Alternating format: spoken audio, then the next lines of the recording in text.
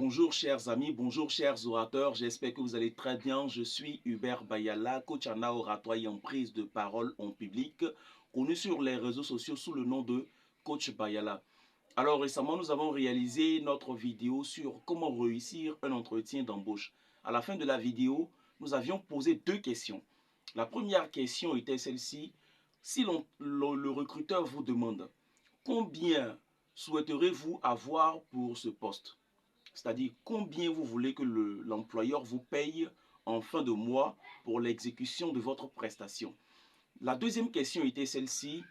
Que perdra l'entreprise si l'entreprise ne vous recrute pas?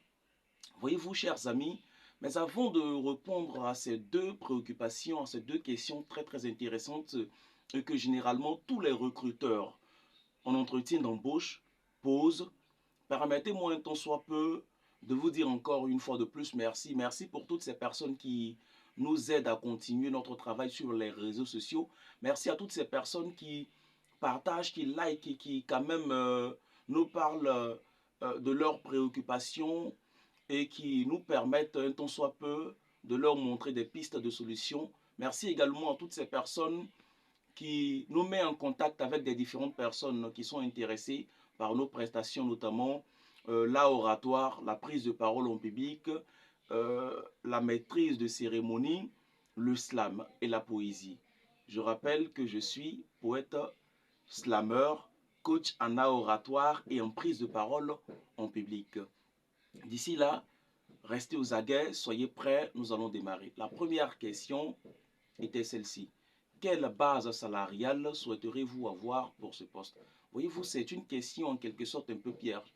Lorsque vous entrez dans une entreprise, avant même d'aller, je vous l'avais dit, avant même d'aller à l'entreprise, vous devriez chercher à connaître, n'est-ce pas, la fourchette de paiement au sein de cette entreprise. Pour ces postes, vous devriez d'abord faire des recherches sur des postes similaires pour connaître quel est le salaire minimum prévu dans les autres entreprises ou même dans certains endroits pour ces postes-là.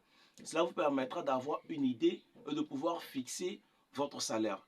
Mais si vous n'avez pas vraiment une idée, lorsque l'entreprise ou le recruteur vous pose la question, vous devrez répondre à peu près comme celle-ci. Monsieur, j'ai remarqué dans l'offre qu'il n'y a pas vraiment de base salariale fixée. J'ai pensé à cette question, je savais plus ou moins que vous alliez me la poser, mais j'ai réfléchi et je trouve les conditions, étant entendu que vous m'avez précisé les conditions de travail, les heures de commencement et les heures de repos, je vous reviendrai incessamment à partir du moment où je décide d'accepter, n'est-ce pas, le poste. Si, bien évidemment, c'est le recruteur qui vous appelle et qui vous propose un poste. C'est différent de quand vous-même vous alliez déposer votre dossier en vue de chercher du travail. Comprenez?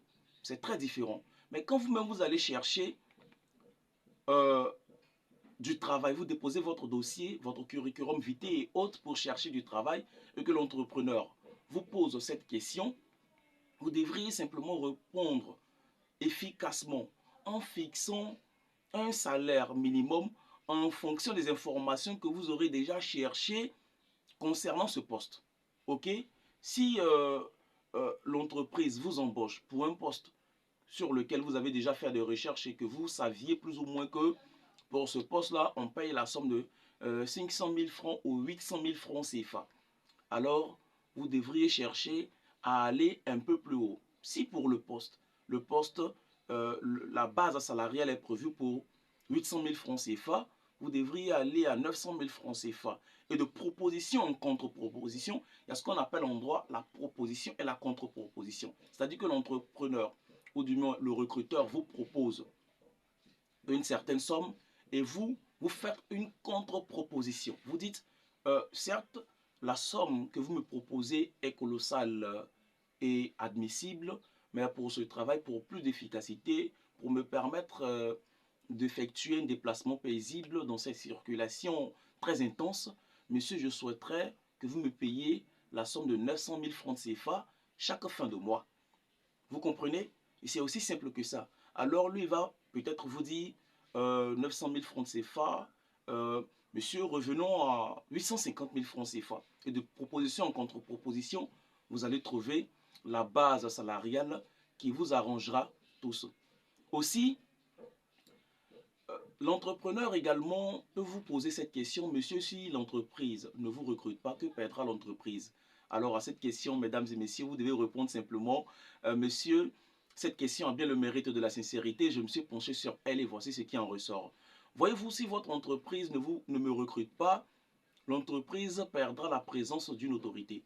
Parce que je travaille avec autorité, parce que je connais mes compétences. Je ne viens pas dans une entreprise uniquement pour de l'argent. Je viens dans une entreprise non seulement pour ma notoriété, pour ma réputation, mais également pour aider l'entreprise à améliorer ses compétences. C'est fort de cela que je me présente dans votre entreprise. Du coup, monsieur le recruteur, je pense que si l'entreprise me paie, l'entreprise aura perdu la présence d'une autorité. Certes, il y a certes des autorités dans cette entreprise, mais ce sera des autorités en manque. J'ai foi en mes compétences, je connais mes performances, j'ai aussi mes défauts, mais je pense que si vous me recrutez, l'entreprise aura à gagner. Voici des exemples de questions que je viens de donner et des ébauches de réponses. Je pense que ces questions, en quelque sorte, vous aideront lors de vos entretiens d'embauche à, à maximiser vos chances pour réussir ces entretiens d'embauche. Mesdames et messieurs, encore une fois de plus, merci pour tout ce que vous faites. Alors, nous sommes au petit matin. La vidéo ne sera pas très longue, mais je vous assure que toutes les fois que vous aurez manifesté la volonté, toutes les fois que vous aurez porté à notre connaissance votre volonté de vous faire former en art oratoire et en prise de parole en public, pour être éloquent, pour être plus percutant dans la société, nous nous rendrons disponibles pour vous dispenser les coachings en art oratoire et en prise de parole en public. Pour toutes ces personnes également qui souhaiteraient rejoindre mon groupe WhatsApp que j'ai déjà créé, veuillez me contacter sur le numéro qui s'affiche au haut de l'écran.